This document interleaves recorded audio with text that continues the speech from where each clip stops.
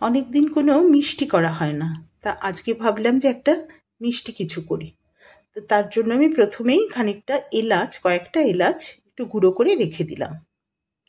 রেখে দিয়ে এবার যেন বাজারে গিয়েছিলাম, কচি কচি কতগুলো পেঁপে আমাকে না এত দিয়ে দিয়েছে, প্রচুর দিয়ে দিয়েছে।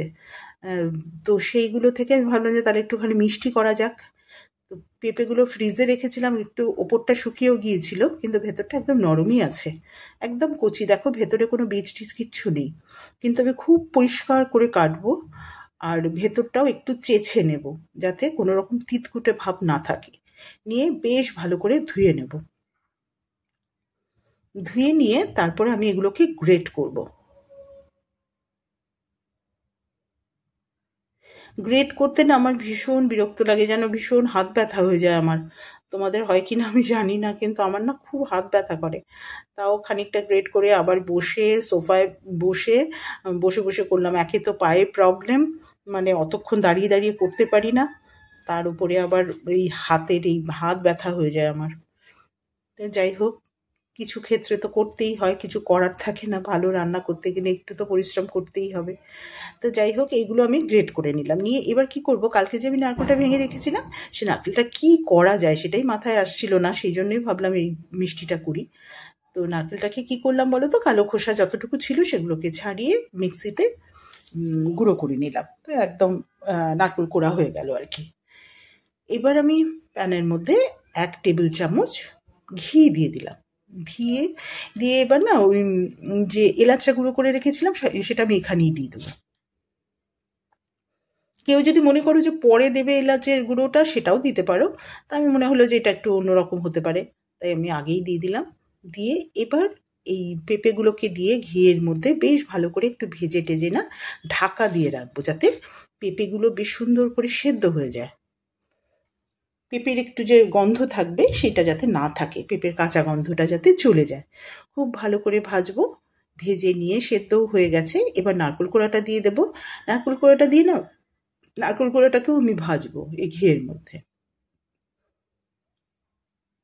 ভেজে নিয়ে এবার আমি কি করি জানো তো, ড্রাই ফ্রুটস কিছু, মানে আমন্ড, তারপরে তোমার এমনি এমনি নাটস, তারপরে কাজু, সব একসাথে না মানে রোস্টেড, ওইগুলোকে না আধ ভাঙা করে রেখে দিই।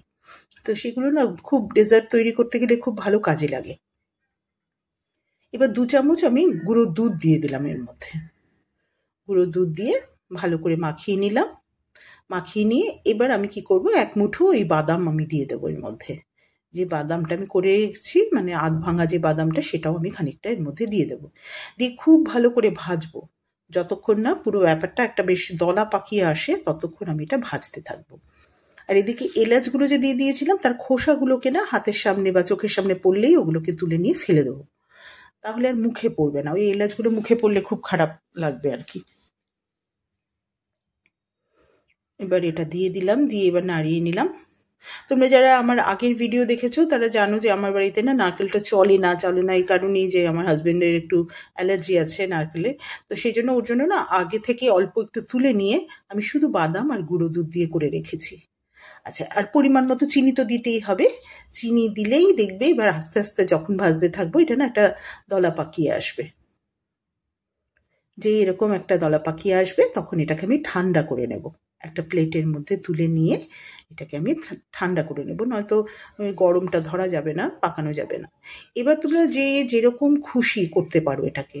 হ্যাঁ, যদি কারো ছাঁচ থাকে ছাঁচের মধ্যে দিয়ে করতে পারো, বা গোল করে করতে পারো, যে যেরকম শেপ দিতে চাও সেরকম শেপ দিয়ে দেবে। এটা কিন্তু কেউ বুঝতে পারবে না যে এটা তোমরা পেঁপে দিয়ে করেছো। আর আমরা তো লাউ দিয়ে করি না, লাউ দিয়ে পায়েস করি, বাঁধাকপির পায়েস করি। তা এই পেঁপে দিয়ে এটাও কিন্তু খুব ভালো হয়। আমার যেটা মনে হলো পেঁপে দিয়ে পায়েস করলেও খুব ভালো হবে। অনেকে হয়তো করো, আমি জানি না কেউ করো কিনা, আমি কোনোদিন করিনি পেঁপে দিয়ে পায়েস, আমি কখনো করিনি। তো আমার মনে হচ্ছে পেঁপে দিয়ে পায়েসটাও বেশ ভালো হবে খেতে। আর পেঁপে খুব হেলদি, কাজেই করা যেতেই পারে কিন্তু, না মিষ্টিটা যদি একটু কম দিয়ে পেঁপের পায়েস করা যায় মন্দ হয় না, ভালোই হয়। সুগার পেশেন্টদের জন্য ভালো হবে। গুড় গুড় দিতে পারি না, চিনি না দিয়ে অল্প একটু গুড় দিয়ে করলাম, তাহলে তো ভালোই হবে, হেলদিও হয়ে যাবে। তো এরকম করে গোল গোল করে পাকিয়ে নিয়েছি। পাকিয়ে নেওয়ার পরে না আমার মনে হচ্ছে বাবা এ তো একদম নারকোল নাড়ুর মতো দেখতে লাগছে, তাহলে একটুখানি অন্যরকম কিছু করি। আমার কাছে আসলে বললাম না যে ছাঁচ নেই, জানো ছাঁচগুলো কেনাই হচ্ছে না কিছুতে। তো দেখা যাক। আমার এক ভাই বলল যে আমার জন্য ছাঁচ কিনে রেখেছে, সে যে কবে আমায় দেবে আমি জানি না।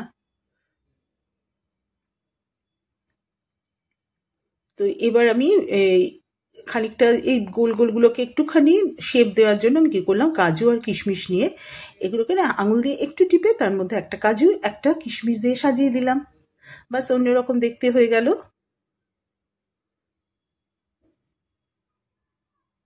এটা করে দেখতে পারো, খুব সোজা, আর খেতে না সত্যি ভালো হয় জানো।